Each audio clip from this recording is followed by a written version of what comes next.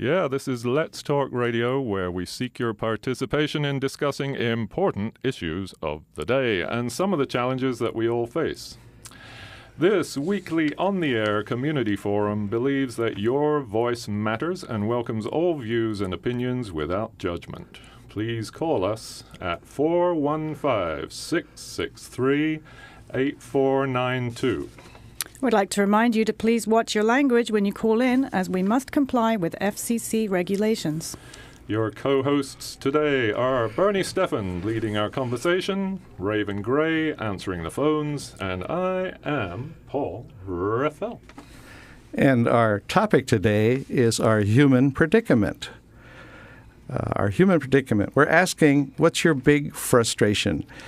If you're willing to share one or two of your frustrations on the air, please join us and call at 415-663-8492. I want to start off with saying that I have so many frustrations, I couldn't possibly get them all in. But at one level, I'm mostly frustrated about that our civilization continues to overshoot sort of the planetary ecological boundaries, and we don't seem to acknowledge that. We don't pay that much attention to it, and yet ultimately that threat to our biosphere is a bigger threat than just climate change, all natural disasters put together, all of the problems that we face really relate to such things as our forests being cut down, old growth forests disappearing, our soil being diminished, our water polluted, our oceans polluted, acidifying. So many problems are happening in that ecological sphere that I believe relate to much of what we're dealing with as a society, as a civilization. So given that we all have frustrations of one way or another, I'm hoping that as people bring up their frustrations, we might find common ground here. Hi, caller. You're on the air. We'd like to ask you to please watch your language, and perhaps you could tell us your name. Hey, this is Paula Pratt calling. Thanks so much for having this show, you guys. Hi, Paula. Thanks so much for giving us a call and being the first caller today. All right. Do you have any frustrations? Well, absolutely, and I share all the same frustrations that you just shared, and I'd have to say that my biggest frustration is that when I'm talking to people about what's going on, so many people don't understand what's happening with the financial collapse, with climate change. It's very hard to find people to have intelligible, practical conversations with that don't think I'm crazy. A lot of people will, oh, Paula, what are you saying? Why would you say something like that? The unemployment rate, our employment rate here is very high. There's nothing's going to happen. The dollar is never going to collapse. Our financial systems will never collapse. That'll just never happen. That's just crazy. So my biggest frustration is finding like-minded people like yourselves who understand what's on and that I can have practical, intelligible conversations with without being judged and made wrong and being appreciated for facing these unsurmountable truths. Well, I certainly share that frustration of wishing more people would be able to, tap into that same frustration we have. And isn't it true that probably everybody's frustration comes from their experience, their focus, their knowledge, and in some way they're all related, right? Absolutely. So what are ways that we can find more of these people that understand Well, one way is we're doing this show called Let's Talk and getting callers like you calling in and expressing those. And we may find that we have a lot more in common than we think. Thanks so much, Paula, for calling us today and being our first caller. Absolutely. Thanks for putting on this show. Take care. I think what Paula was talking about is there's sort of an ecological denial. In our society, we talk about climate change as the level of denial, and clearly that is a symptom. I see it's hard to deny, yet people keep trying, and that seems to be where the conversation is mostly. But concurring with what Paula's expression is, it seems that many more people are in denial of sort of a bigger picture that climate change presents to us. Hello, caller. Pizza. Hey. Hey. Hi, Vicki. Oh, we have liftoff. We have liftoff. Okay. My frustration is that I go to L.A. and there's water flowing everywhere, and they're so unconscious. And I am pouring my toilet water. You know, I'm using my bath water to flush my toilets while they're pouring it all over the street. Boy, don't you know it. It's like these corporate offices with these huge expanses of lawn that are green and then the water's running into the gutter. Is that what you're talking about? I do all of that, and that's really frustrating. Also, there are a lot of frustrations, but I'm really frustrated by the fact that all of my friends are having to move out of West Marin. That's so sad. And why are they having to leave us? Because of all the, people that are taking their houses back and using them as selling them second homes for other people, and the cost of housing. The cost of housing, all of that. Yeah. Parking. I mean, it goes on and on. But I'm at the gallery at Gallery Route 1, and I'm at the Bach Show, and I'm welcoming you to come in and unfrustrate me. Well, cool. Thank you so much. And I think a lot of people are going to share your frustrations about that high cost of living and the not equity with the water sharing. So, and it's rough to not have a community of people that are working in the community. They're working out of the community, and nobody has time to volunteer for things anymore, especially people that are here as just second home people. So that's another thing that makes the community less strong, I think. It's a huge problem. Thanks so much for bringing that to our attention again. This is going to get negative, huh? Well, it's like frustrations are there for a reason. They're things that we wish we had more control over, and usually we feel helpless, and yet they're real. Mm-hmm. I have the cure. They're having the town meetings, and people are actually talking about it. What they can do about it, we don't know. But well, thanks for your call, and you brought up some really good ones. Okay, thank you for your show. Bye. And this is KWMR's weekly Let's Talk call-in show with co-host Bernie Stephan, Raven Gray, and Paul Riffel. Today, the question is, what's frustrating you the most about our global crisis? And so somebody... Well, we have another caller. Hi, caller, you're on the air. Please watch your language, and what's your name? This is Murray Seward. Hey, Murray. Thanks so much for being one of our callers today. You're welcome. I think this is an incredibly important show. You're always so calm when I see you. I can't imagine you having any frustrations. Oh, yeah.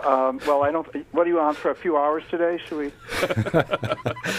Actually, my immediate frustration is I have to go over the hill in a couple of minutes, so I'm just going to... That's a lot of people share, that when we have to go over the hill. Yeah, we could have had an 8-lane highway in here, but there were people who seemed to not want to cut down all the trees, so... we have to deal with what we have. But here's the frustration that I have. It has to do with opposition to compromise.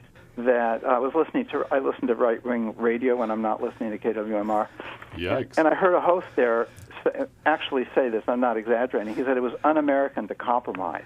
And, and so, but it's not just a right-wing thing. There's people on the left and probably in the middle who don't want to compromise. I think we saw it in the oyster thing, but we see it in personal things and all kinds of stuff that there's this feeling, I'm right, you're wrong, and that's the end of the conversation. Right. Boy, that is so true. I mean, we're very divided politically in this country, aren't we? I mean, we become more and more polarized, and that's people indeed saying, as you're saying, I'm right and you're an idiot. We see it. I mean, I don't study it too much, but I mean, I think the Shia-Sunni thing, I mean, they're Muslims, but they'll kill each other because each side is persuaded. How long has that conflict in the Middle East been going on? I think, well, at least 10 years. I'm not sure. I think it's more like 4,000 years, isn't it? We know 2,000 years ago it was going on. Yeah, so it's hard. I find it hard for myself when I'm certain that I'm right to listen to what the other person is saying. But in the better part of me, I know that there is a chance that either I'm wrong or that the truth is somewhere between me and the other person. Well, let me give you a compliment for some of the work you do here. The West Marin Commons forums are, I think, a huge gift to our community. And on the Soapbox or on the Share, I sometimes see you getting in there as a peacemaker, asking people not to do an ad hominem attack and not to start off by demonizing the other side. So, Murray, you have that frustration, but I see you acting on it and being an activist in our community with that kind of effort. Well, thanks a lot. And I see this show, not to overpraise you guys, but this is so needed, and it's also entertaining. But it's a really important idea, and I'm happy you're doing it. And now I got to go with my granddaughter and get some education. So. Oh, thanks so much for calling in, Murray. Okay. Archive this thing so I can hear it later if you can. Okay, we will. Bye. Bye.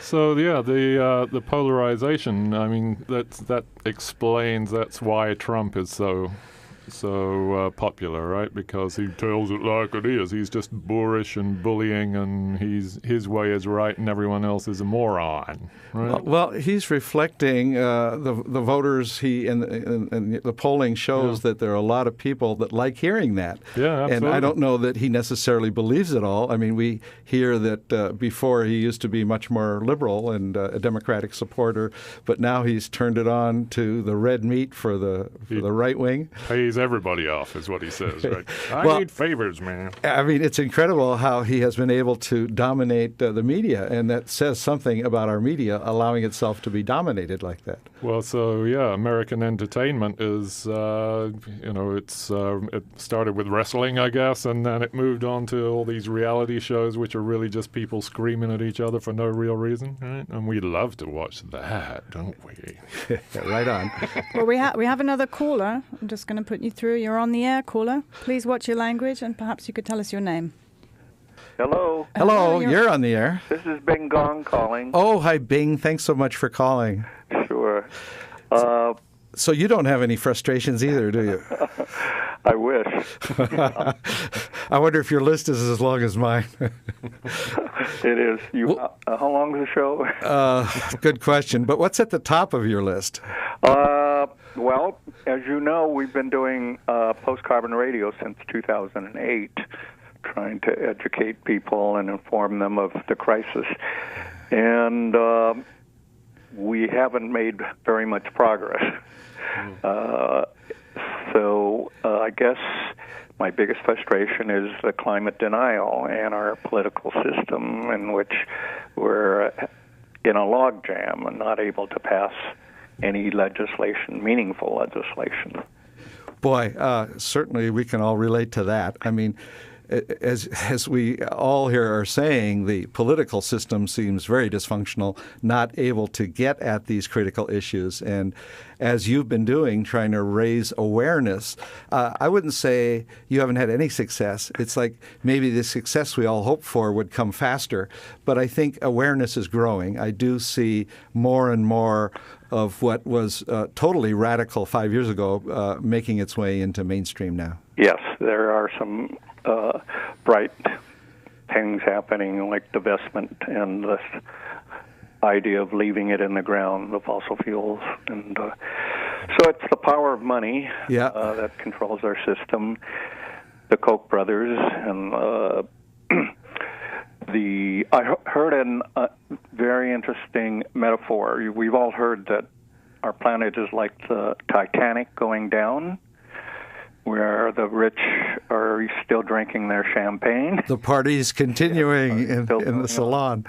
Well, I heard someone, a commentator, Kevin Hester, actually, he's a New Zealander, but he said that the poor folks down in the hold below, well, because there weren't enough lifeboats, they could have been like taking the timber and putting it together to form rafts. and that one might have extended their lives a little longer in that cold, frigid water. And maybe that's what we have to do as our planet is going down. Yeah, well, you're so right. And the main thing seems to be that we all need to sort of come together about how we go forward, how we change direction. I know you're also very strongly advocating against nuclear energy and raising awareness about the Fukushima disaster, which is out of most people's minds, but you're keeping that alive, right? That's right. The Japanese government, of course, is pro-nuclear and has just opened a nuclear plant at Sendai. You would think that after the tsunami and earthquake at Fukushima, that would be the last thing they'd want to do, but they're going ahead, and they're saying their economy needs it. So, yeah, the event is called Fukushima Contamination in the Ocean and in the Biosphere. We have two eminent scientists coming to report on their latest research. It's Wednesday, September 2nd from 7:30 to 9:30 at the Dance Palace. It's a free event, but donations are appreciated. Ken Bissler, who's a marine radiochemist who's been monitoring for ocean radiation at 50 different sites along the West Coast, will be here. He's the scientist that I'm in contact with at Woods Hole, and we've been sending him a sample every 3 months of our ocean water just outside of Tamales Bay. And so far there has not been any detection, but they have detected Fukushima radiation north of Vancouver, and it will eventually make its way down here through the currents. And the other scientist is Tim Mousseau, who's a research biologist at the University of South Carolina, and he's been studying the impacts of radioactive contaminants on biological communities. It sounds like a very good program, and I would encourage folks to get out there on September the 2nd. Bing, thanks so much for all the work you do and for calling in today. Thank you all for this show, and good luck. Thanks. Bing. Hello. Oh, we have another caller, and yes. Would you like to tell us your name? You're on the air. Hello. Hello. What's your name? Well, I'm glad to be on the air. Hello, Bernie. This is Louie. Hey, Louie. Thanks so much. We got our San Geronimo Valley represented here. Let's hear it for Forest Knolls. On the line. Yeah, very cool. Yeah, I don't know exactly what you would want me to talk about, but... What's at the top of your list of frustrations? Wow. You've got a lot. I know you're a Facebook friend, and I watch your posts, and they sound a lot like mine. Just having a list is pretty frustrating. It's the same thing. I would basically, I would say that 9/11 is the one thing that if we could possibly get that out into the world, it would make a huge difference in everything. Because as soon as people realize what happened there, then they will see what's going on with the rest of the government. But I'm afraid that people are just so busy, and this is what I've noticed.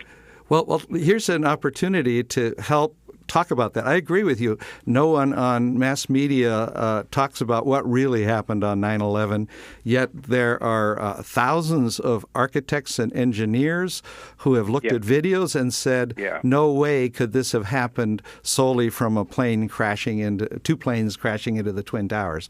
So tell us a little bit about what sort of the reports are saying. Well, it started out realizing almost immediately that this couldn't happen. You can't have these buildings could not have fallen from these two airplanes, or the fires that ensued. This couldn't happen. Then I started, reading all the various reports from the different people whose names I can't even come up with right now. I remember the first one, the guy who said, Lucy, you got a lot of splaining to do. That Building 7 you're talking about, too? Yes. Oh, yeah.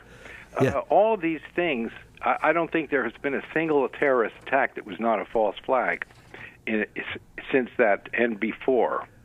Wow, there have been no terrorist attacks that were not false flag operations by the U.S.? I mean, we could talk about almost any of them, and they were, you could you could argue very, with a lot of evidence that these things were false flags. 7/7, the London bombings, but the main thing about this, I think, is that people are busy. They're distracted and they're busy, and they don't want to hear this. And they rely on our corporate media to inform them and keep them informed, in quotes. And they all have lives to lead, right? We're all trying to make a living and get on with life. Information is locked up by the media, and if they're not really searching on the Internet, it's going to be locked up there, too, because that's all coming mainstream, too. Well, the good news is mainstream. The corporations and that mainstream media is not influencing KWMR, and it's not influencing us, the three people here in the studio, and it's not influencing our listeners like you who are able to call in. And I think this is actually incredible to talk about the 9/11, what people will dismiss as a conspiracy theory. I've seen no arguments really defending the official course of that. So, Louis, thanks so much for calling and bringing that to the top of the list, your frustrations. Yeah. We hope you'll call again, Louis. I will. Thank you, Louis. Perfect. Thanks. Bye. Bye. Bye. And we may have another caller. No. Well, Raven, I'd like to ask you, you have a list of frustrations. Yes. What's on the top of your list? Well, going along with what Louis was just saying, I think probably my biggest frustration, or what concerns me most in the world today, has to do with people's apathy and their ignorance about the most important issues of our time. There's a massive collapse happening, if you're paying attention, a convergence of catastrophes, and we all seem to be headed into this abyss with our heads firmly buried in the sand. I don't really understand this passive acceptance of this is just the way things are, or maybe the polar bear's time is up, or, what can I do anyway? I'm just one person. But I think Paul just said, most of us are really busy, surviving. We're all really distracted by technology, which is what Louis just said, and the media and our celebrity culture and Facebook and this fast pace of modern life that we're all trapped in. But there are actually still some who believe that some people out there have our best interests in mind and are doing everything they can to make the world a better place for everyone, when in fact the powerful interests out there are doing everything they can to make a profit and keep us all enslaved, and while they rape and pillage the earth. And we're all complicit in this.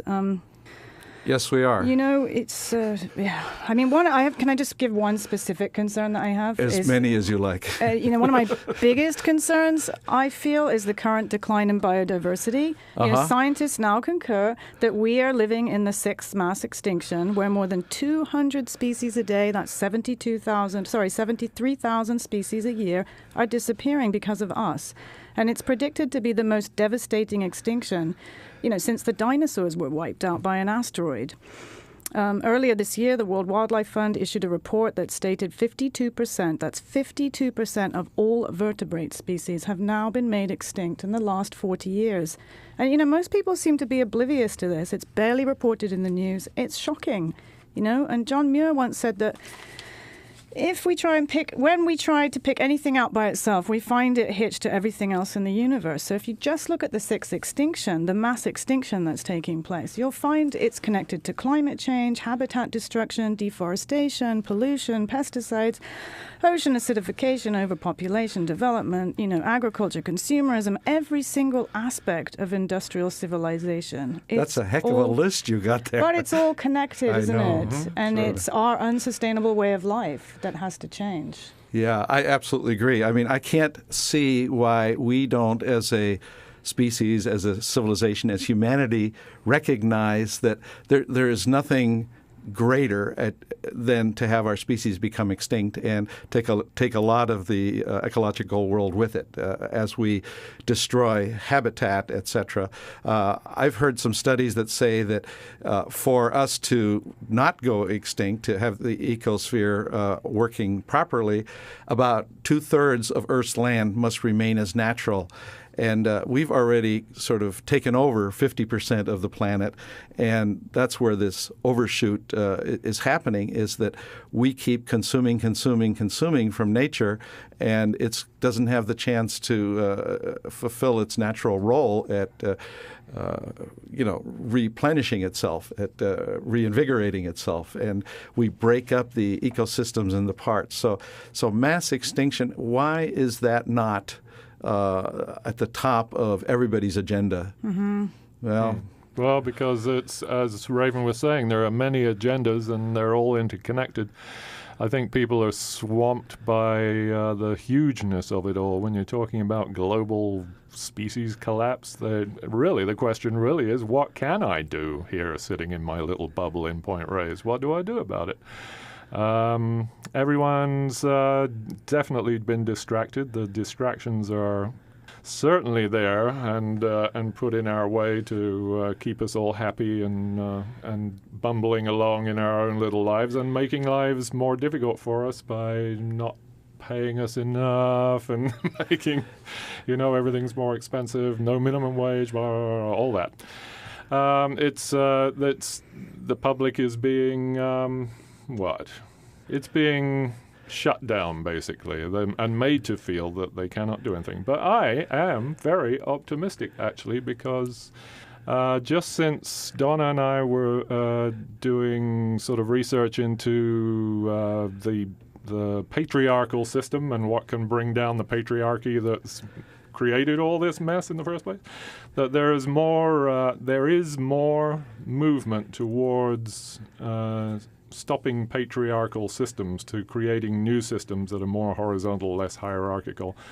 And I'm really heartened by that, by the power of the feminine coming forth. Whether it's going to all become powerful enough in time to do anything about it, I don't know. And this is KWMR 90.5 in Point Reyes Station, 89.9 in Bolinas, 92.3 in San Geronimo Valley, and streaming live on kwmr.org. Say, Paul, that I agree with you. It's partially the complexity of it all. Our human knowledge with the 7 billion people on Earth, it's now doubling the knowledge every 12 years. That doesn't mean we're getting wiser. We're getting drowned in complexity. We can't really get our heads around all of this stuff. And denial is sort of a protective instinct that humans must have in order to remain sane and go about your daily life of, providing for your family. Right, and, it's hard enough to fix things locally, let alone globally, especially with population levels being what they are. That's the root cause of everything. When humans are doing bad things and there's more of them, worse things happen, right? Yeah. Do we have another caller? We do have another caller. Hello, you're on the air. Please watch your language. Hello, this is Pamela. Am I on the air? Yeah, hi, Pamela. Thanks for calling. Hi, welcome. Interesting program, as was last week's. Thank you. My biggest frustration, or one of them, I guess I've got a lot, like everybody, but my biggest frustration at the moment is that the two major powers, the United States and Canada, are not facing or fixing the root of the problems. Instead, as I listened on NPR yesterday morning, they're still focused on growth, capital GROWTH, with panic in China because growth is down to maybe 5 or 7%, and worrying in the U.S. that we only have 2% growth. Doesn't everyone understand that growth is part of the problem, that growth is bad? No, I don't think everybody does understand. No, I don't think anybody does, really. Well, no, we here understand. You do? Well, maybe a few of us. We need status quo at the worst. And I hear Obama and other politicians always feeling the need to promise economic growth. And every time I hear economic growth, I hear ecological destruction. Yes. And if we could make that equation, we might have a chance. But the whole business world, the whole corporate world, the whole ownership, private ownership, profit, wealth, all that requires ongoing growth, which requires ongoing taking of our natural habitat. And yes, and in the process, transferring of wealth to the rich few and taking it away from the majority poor. Yeah, no kidding. And it's getting harder and harder to fight them in that, because it seems, of course, that they have control of our political system and control of the military and the police. Yes, money talks. Money talks big. Money talks big. But not here on Let's Talk. I'll listen to the discussion off the air. Thank you. Well, thanks so much, Pamela, for calling in. Thank you. Okay, good luck. Bye-bye. Bye-bye. So a friend of mine was asking. Well, I went to the farmers market on Saturday.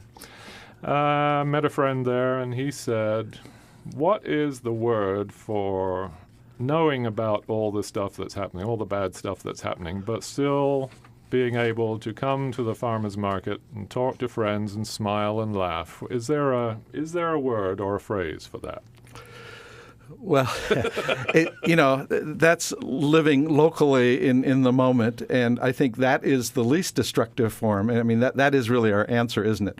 In other words, if global and corporate industrialization is the problem, the solution is local. It is the farmer's market, taking time to buy your food, knowing what you're buying, talking with your friends and neighbors that you see there, and really being involved in community. That and being involved in nature, for me, have always been where we need to put all our energy. So that's life. That's really vital living that your friend is talking about. Yeah, and how do you do that when you have all this list of frustrations that everyone who's called in has? Is that always in the back of your mind and chewing away on your psyche, or is there a time when you can turn that off and just enjoy the moment? How do people deal with that? I have two parts of my brain that I live, and I confess, I live in this world where I have to pay the bills, have to buy food, have to make money, have to earn money within the system. And then I live in this other world that I believe is, when we get out of this prison, how are we going to live? And talking within the prison that I believe we're in, that I'm in, and with our colleagues here in the prison, let's take some time to envision a future. Because if we can imagine peace, as was it John Lennon gave us, then I think we have a chance of getting there. But we have to imagine something different.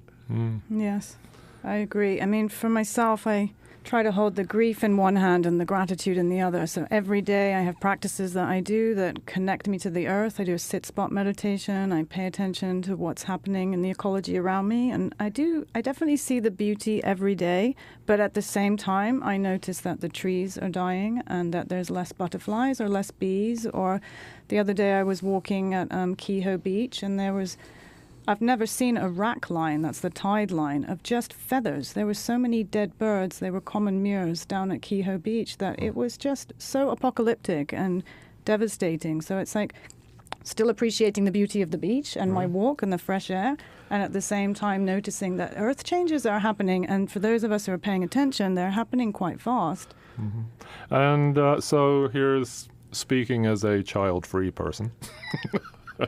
What about the future of your children, your grandchildren, and all that? What do you do for them? Do you make them aware of what's going on and ruin their childhood with all the doom and gloom? Well, I don't know that it ruins their childhood to talk about it.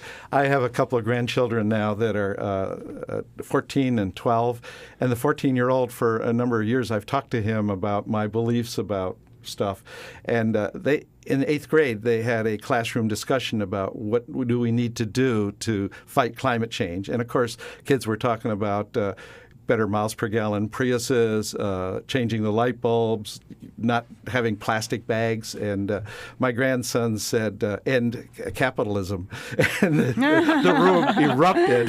That's hilarious. And he had never been that bold before, but it actually introduced another idea into the classroom that I don't think that freaked anybody out. It just it opens up Fabulous. Kids to some new ideas. And I'd say the more I find it easier to talk to my grandchildren than my children, because my children are busy providing for the grandchildren. They're busy in navigating the current world, which we all need to do, and don't have the luxury of, like I do as a semi-retired person. I still work as a realtor, but I have a lot of free time, so that's where my mind goes crazy. Yeah, kids are supposed to rebel against their parents, aren't they? But then grandkids come along and you can mold them. Well, with the Vietnam War experience, Paul, weren't we supposed to have understood how these wars were futile, and weren't we going to be the generation that ended all wars? Wow, were we? Jeez, there was so many wars ago. Okay, well, that's because we didn't inhale. Okay, go ahead. Well, we have a caller on line 1. Cool. Hello, caller. You're on the air. Hi, this is Robin. Oh, hi, Robin. Again, boy, you're our first time, second time, third time. You guys haven't fixed things since Vietnam. I've been waiting. Oh, it's our fault. You're not part of that generation? We're working on it. No, I mean, it's so fascinating, especially talking about kids, and also what Raven was saying about trying to hold gratitude and then the grief of what's going on. And I'm finding as I'm getting older, I have, just this intense grief about what's happening. I think about we will probably be, and our children, the last generation to safely eat wild salmon. We will be, I think about 3 generations from now with who's left talking about, oh, yeah, remember there used to be this thing called salmon, or there used to be this other food. And, so one of the things that really bothers me is I've always thought we're going to have some kind of like big collapse. We've got to take down capitalism. We've got to really dismantle everything that came from us unfortunate colonizing white Europeans. And on the other hand, I think, the way things always work with humans is it's just a slow crumbling, and I see, I was invited to speak to a group of high-level investors whose clients were exceptionally wealthy about 7 years ago, because what their clients are doing is trying to find areas where there will be the least amount of impact on the watershed and on the land to buy for organic food and as clean of water as possible, and buy it in perpetuity for their children and grandchildren, and have sort of a serf system of farmers that can live there and farm.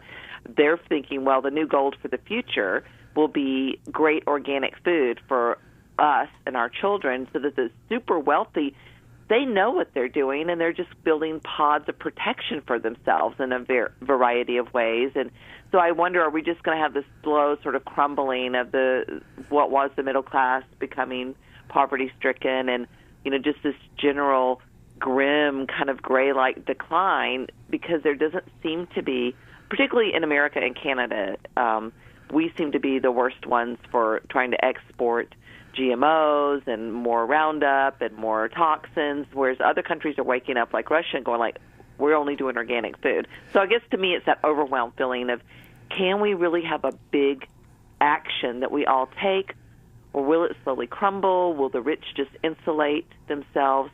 How do we make that happen? That urge to do something big and huge and make it change, and then the acknowledgement that that's not normally how human history works. Yeah, I completely agree with you, Robin. I mean, I think, as you said, wishing for collapse, I wish for economic collapse so that we don't have ecological collapse. I mean, exactly. The ecological base is the most important thing. The hanging on to the patriarchy, as Paul was saying, or as hierarchy as we've inherited for so many years, that's not a good thing. Where's this idea that we need corporations to have monoculture all over the world in everything we do? Let's return back to the, as your program so well does, promoting the idea of local food, local growing, local everything, and give up on that corporate world. Let it fall apart, because we're not going to starve, and we'll figure out what to use for money. We can figure out how to live with each other here locally if we lose this global empire. And also it's interesting to see people who are suing governments, or suing, or kids suing, because I think about one of the other things I realized the other day. I was talking to my father, and I grew up on the Gulf Coast, and I've always been a water baby. When I go back home now, I'm not getting in the Gulf. I know what's in that water. I'm not going to swim in that. People are getting horrible skin diseases. I'm afraid to go to the beach here because of Fukushima. I worry about getting in the creek behind my house because of my neighbors maybe using Roundup. So I also find this way of like shutting down and thinking, all these people are poisoning what should belong to us locally. We can do what we can do locally, but if Fukushima's going on and it starts to irradiate our coast, so those are the things, too, that I think us pushing back, that we can't even really isolate very easily because of the massive amount of poisoning. And you also hit on the important point of you're feeling grief. I think we all feel grief, and we need to be with that grief for a certain amount of time. Not all the time. We can't live depressed. But thank you so much, Robin. You brought in so many great points, and thanks for being our caller on our second program that called us on our first program. So we'll talk to you again. We were also talking a little bit about patriarchy and hierarchy, and ultimately, like at the Regenerative Design Institute, I took a program there, Ecology of Leadership, and it's trying to have us learn to live sort of as a village, to live more as circles. And Transition talks about in the future having councils of elders and sort of local governance. And in one way, that's anarchy in a good sense. The problem, I feel, is that anarchy has been so disparaged as a word that when that gets used, people think, well, the people with guns are just going to come around and kill everybody. Therefore we need a police state. And so I think we need to get back to the idea that hierarchy isn't necessarily good. It's good at efficiency, but it's really not good at it's not good democracy. For democracy or the planet or anything else. The boys are in charge, wielding power. Well, we have another caller. We are on the air. What's your name? I just wanted to ask a question about the speaker who mentioned finding dead birds all over Kehoe Beach. What's your name? Happen and why? What's your name? Ivy. And I was wondering, did you contact a local newspaper? Because I haven't seen any coverage of that at all. And I'll take my answer off the air. So what's happening to the birds at Kehoe Beach, when, why, and contact the newspaper. Yes, this is Raven Gray. I'm the one who saw the dead birds on the beach. Actually, it all started in December 21st last year. I went to the Kehoe Beach and there had been a storm, and I counted, over 200, 300 caissons auklets. And I found that was widely, I say widely, it was reported in the news, not just locally, but nationally, because there was a die-off of maybe 100,000, 200,000 caissons auklets up and down the West Coast. So nobody really knows. This I just went a few days ago to Kehoe Beach, and they were not caissons auklets. They looked like common mures, and I did not report it to the newspaper. I put it on Facebook, and lots of my friends. They say warming oceans, the plankton is collapsing. I think there's, plankton's down to like 40% of its diversity, and I know that krill populations have collapsed. There's the toxic algal blooms that are magnifying up and down the West Coast. Fukushima. Whales in Alaska are dying off. If you're paying attention, there's a lot of massive die-offs. The sea lions were dying off recently as well. Nobody really knows that's the truth. But the fact is, it has something to do with us. There you are. So it's warming. It's acidification of the oceans. It's the huge El Nino that's coming up this year, everything that we're seeing, tropical fish coming up. The guy at Tony's Seafood, John at Tony's Seafood, caught a triggerfish off in the bay, in Tamales Bay, in one of his crab pots. Yeah, I think the oceans are an interesting place for us to put more of our attention, because the atmosphere has been dominating because we live on land, and the water cycle is what has really been impacting our lives the most. But while we're not paying attention, the acidification, how much CO2 is being absorbed and how much warmer the oceans are becoming, that it's really at the bottom of the food chain that photoplanktons and then up on the shellfish are being severely impacted. And when the whole food chain is really dependent on that bottom of the food chain, you lose the food chain, we'll lose life in the oceans. And if we lose life in the oceans, it's hard to imagine how we continue as a species. Well, it's not just climate change. corporations and people are dumping horrifying amounts of toxins into the oceans. I know. How about asking if anyone out there has a solution?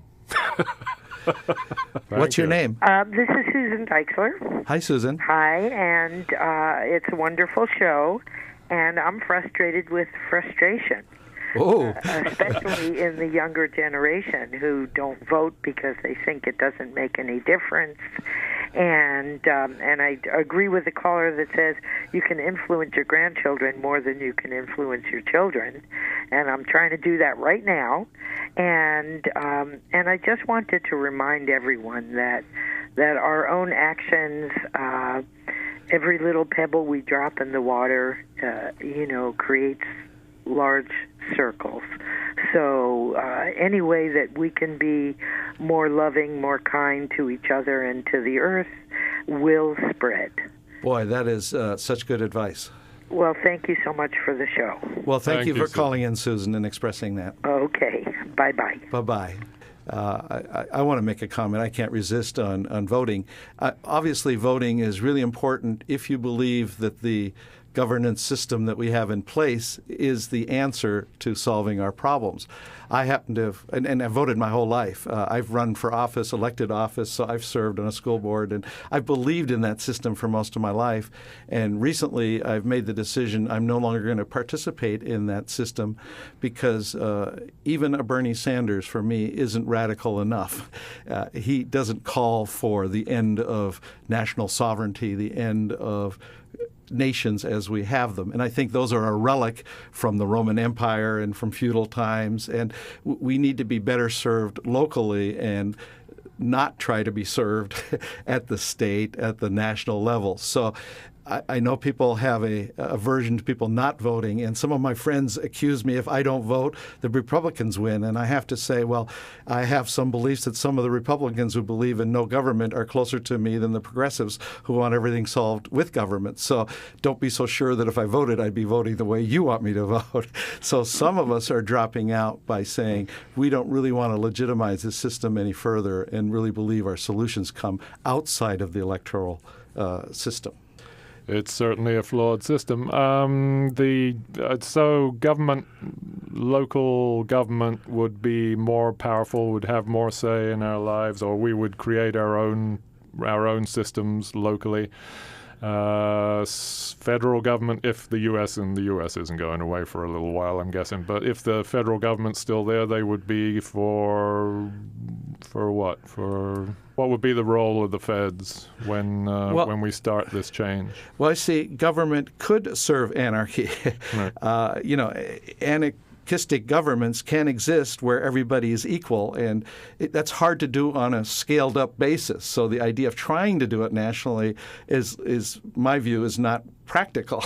Getting back to before the Europeans came to North America, it's my understanding there were like 500 tribes maybe. So if we lived as 500 tribes, yes, there'd still be some warring on the borders, fighting to protect resources, etc. But each individually is more like what happens in evolution. There's diversity of culture. Right now we have monoculture of culture because it's all vested in nationalism and superpowers, military might, and that is really not favoring us as we were talking about mass extinction as something we need to avoid.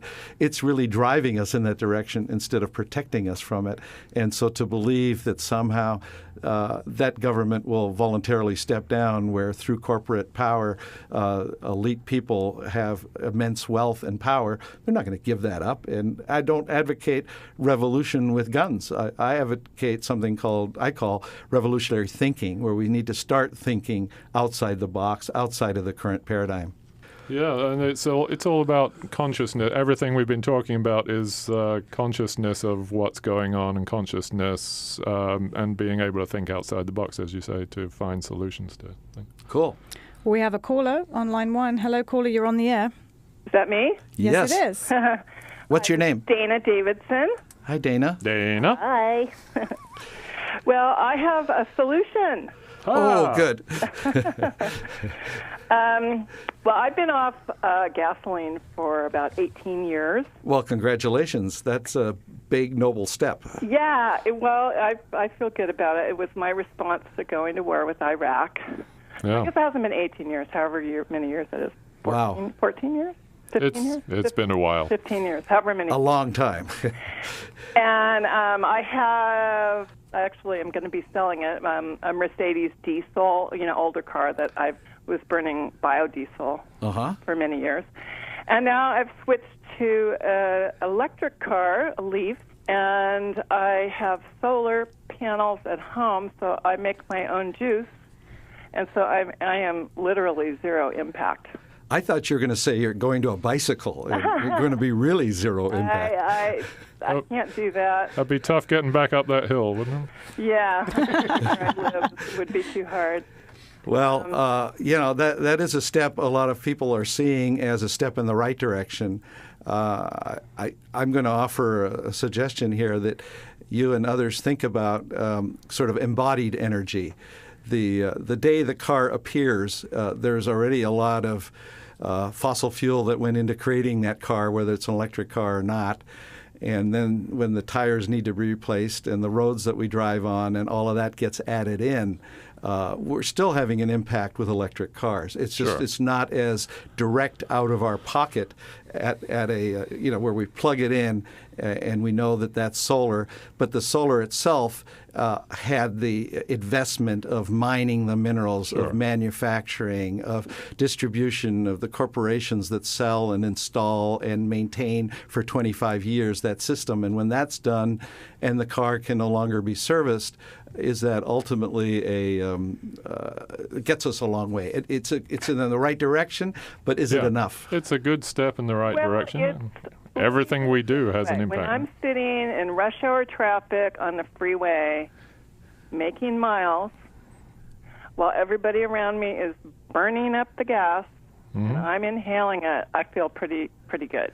Well, that's good. And I'm not that I'm in that situation that often, but I feel really good about it, and I just want people to know that it's been a real viable option for me. Yeah. I've had the car for 2.5 years, and my lifestyle is, West Marin, and I go over the hill, and I can go in and out of the city and to the airports and stuff like that. I can't take real long road trips. Well, Dana, I'm sorry. We're getting to the end of our hour, but thank you so much for calling in and giving us some positive solution ideas. All righty. Thank you, Dana. Thanks for your contribution. Thank you. And to all our listeners and callers today, I hope you'll tune in every Thursday at 11 in the morning, because your voice really does matter. Next week, our topic is going to be on the rise of modern technology, asking the question, is today's high-tech gadgetry actually helping us or harming us? And thank you to everyone. This has been Let's Talk with co-hosts Raven Gray, Bernie Stephan, and me, Paul Raffel. Now stay tuned for the new School at Commonweal Conversations coming up at noon. And thank you to all of you who called in, and thank you to everyone who's listening. You really made this show. Thank you.